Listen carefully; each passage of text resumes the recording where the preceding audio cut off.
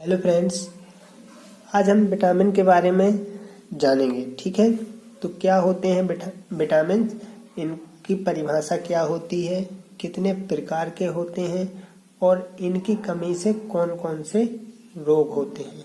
ठीक है, तो सबसे पहले हम देख लेते हैं। अक्सर समस्या आती है, बच्चे समझ नहीं पाते हैं कि विटामिन होते क्या हैं।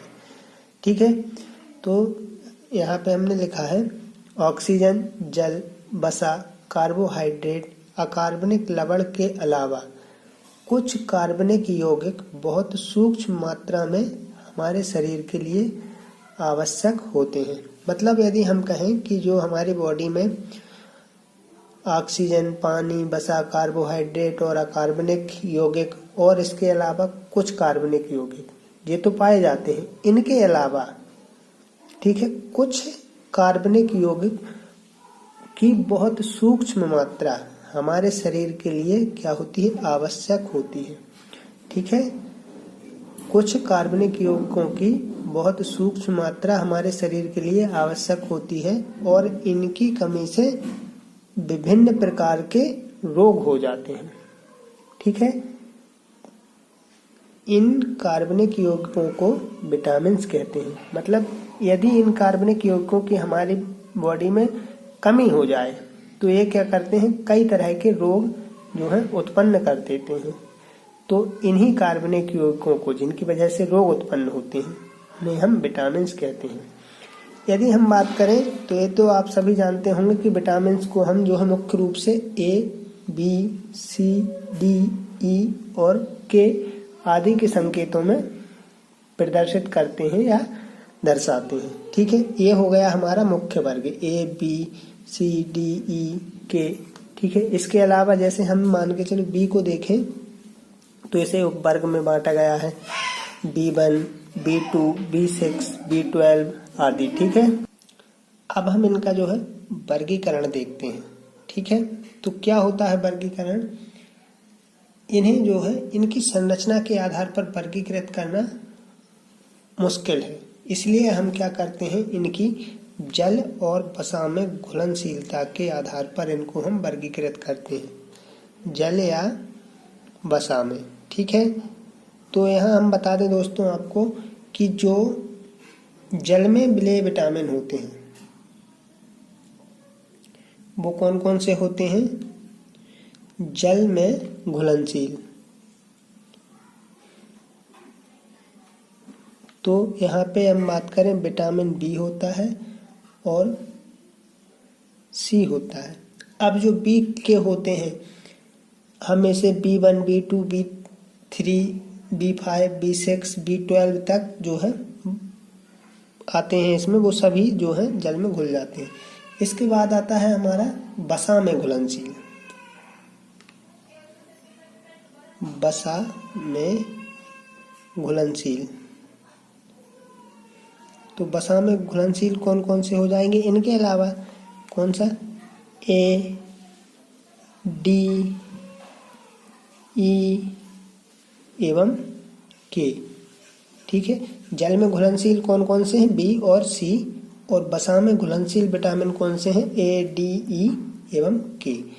ठीक है, अब यदि बात करें इनके संचय होने की, ठीक है, तो जो वसा में घुलनशील विटामिन होते हैं वो लीवर और एपिडोट के जो ऊतक होते हैं उसमें संचित रहते हैं। ठीक है, अब यदि हम बात करें जल में घुलनशील, तो जो बी और सी होते हैं वो क्या होते हैं दोस्तों, इन्हें हमें जो है ये संचित नहीं होते हैं बॉडी में हमारी, इन्हें कंटिन्यू हमें जो है भोजन के रूप में ग्रहण करना पड़ता है, क्योंकि ये जो है हमारे यूरिन द्वारा शीघ्रता से उत्सर्जित हो जाते हैं और बॉडी में संचित नहीं हो पाते हैं। ठीक है, इसमें यदि हम देखें तो B12 को छोड़कर B12 जो है हमारी बॉडी में संचित हो जाता है। ठीक है, इसके बाद हम देखेंगे विटामिन्स की कमी से होने वाले रोग, उनके नाम। तो अब हम देखते हैं इनके नाम, सूत्र और कमी से होने वाले रोग। तो जो हमारा विटामिन ए होता है, विटामिन ए होता है, इसका नाम क्या है, रासायनिक नाम जिसे कहते हैं रेटिनॉल। ठीक है, रेटिनॉल। और इसका सूत्र जो होता है C20H30O होता है। ठीक है। अब यदि हम इसकी कमी से जो रोग होते हैं वो मुख्य रोग क्या है, रतौंधी है, सॉरी यहाँ आएगा जो रतौंधी। ठीक है, रतौंधी जो है मुख्य रूप से होता है। और इसके साथ साथ क्या होती है, शरीर की वृद्धि रुक जाती है। वृद्धि कैसी होती है, रुक जाती है। और जो प्रतिरोधक क्षमता होती है वो भी कम हो जाती है।